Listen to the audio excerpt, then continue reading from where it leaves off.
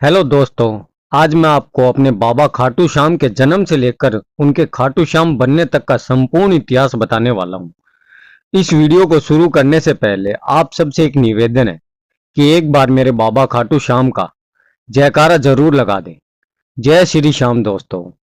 महाभारत काल में लगभग 5,500 वर्ष पहले एक महान आत्मा का अवतरण हुआ, जिसे हम भीमपौत्र बर्बरीक के नाम से जानते हैं। महिसागर संगम स्थित गुप्त क्षेत्र में नवदुर्गाओं की सात्विक और निष्काम तपस्या कर बर्बरीक ने दिव्य बल और 3 तीर व धनुष प्राप्त किए। कुछ वर्ष उपरांत कुरुक्षेत्र में उपलब्ध नामक स्थान पर युद्ध के लिए कौरवों और पांडवों की सेनाएं एकत्रित हुई। युद्ध का शंखनाद होने ही वाला था कि यह वृतांत बर्बरीक को ज्ञात हुआ। उन्होंने माता से आशीर्वाद लेकर युद्ध भूमि की तरफ प्रस्थान किया। उनका इरादा था कि युद्ध में जो भी हारेगा उसकी सहायता करूंगा। भगवान श्री कृष्ण को जब यह वृतांत ज्ञात हुआ तो उन्होंने सोचा कि ऐसी स्थिति में युद्ध कभी समाप्त नहीं होने वाला। अंततः उन्होंने ब्राह्मण का वेश धारण कर बर्बरीक का मार्ग रोककर उनसे पूछा कि आप कहां प्रस्थान कर रहे हैं। बर्बरीक ने अपना ध्येय बताया कि वह कुरुक्षेत्र जाकर अपना कर्तव्य निर्वाह करेंगे।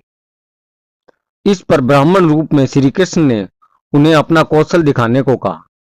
बर्बरीक ने एक ही तीर से पेड़ के सभी पत्तों को भेद दिया, सिवाय एक पत्ते के जो श्री कृष्ण ने अपने पैरों के नीचे दबा दिया था। बर्बरीक ने ब्राह्मण रूपी श्री कृष्ण से प्रार्थना की कि वह अपना पैर पत्ते के ऊपर से हटा ले, वरना आपका पैर घायल हो सकता है।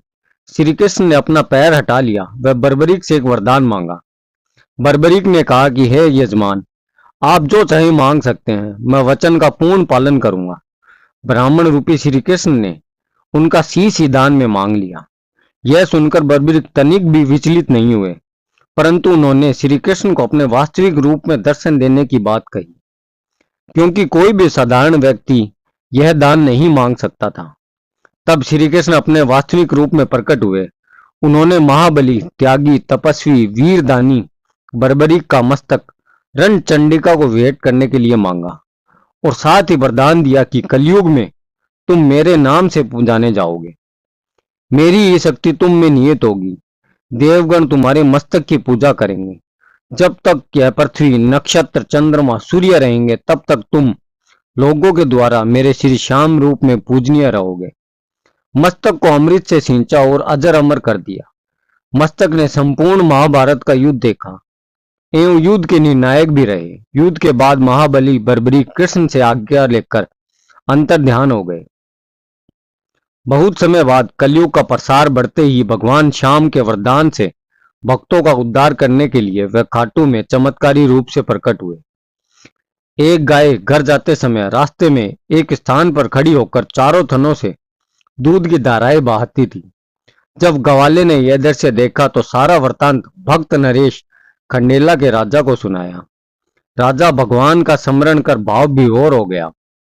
स्वप्न में भगवान श्री श्याम देव ने प्रकट होकर कहा, मैं श्याम देव हूं। जिस स्थान पर गाय के थन से दूध निकलता है, वहां मेरा शालिग्राम शिला रूप में विग्रह है। खुदाई करके विधि विधान से प्रतिष्ठित करवा दो। मेरे शिला विग्रह को पूजने जो खाटू आएंगे, उनका सब प्रकार से कल्याण होगा। खुदाई से प्राप्त शिला रूप विग्रह को विधिवत शास्त्रों के अनुसार प्रतिष्ठित करवाया गया। चौहान राजपूतों में नर्मदा कंवर हुई, जिन्होंने इस विग्रह को आतताइयों के विध्वंस से बचाने हेतु झोंपड़े में रखा एवं सेवा पूजा की। औरंगजेब के शासन काल में पुराने मंदिरों का विध्वंस हो गया तथा उनके बाद जहां भगवान श्री श्याम देव का विग्रह प्रतिष्ठित किया गया, आज भी यही विद्यमान है। जहां देश के सभी कोनों से श्याम प्रेमी पूजा अर्चना और दर्शनार्थ करने आते हैं। अब नर्मदा कंवर के खानदान के लोग ही चौहान राजपूत ही इनके पुजारी होते हैं। जय श्री श्याम दोस्त।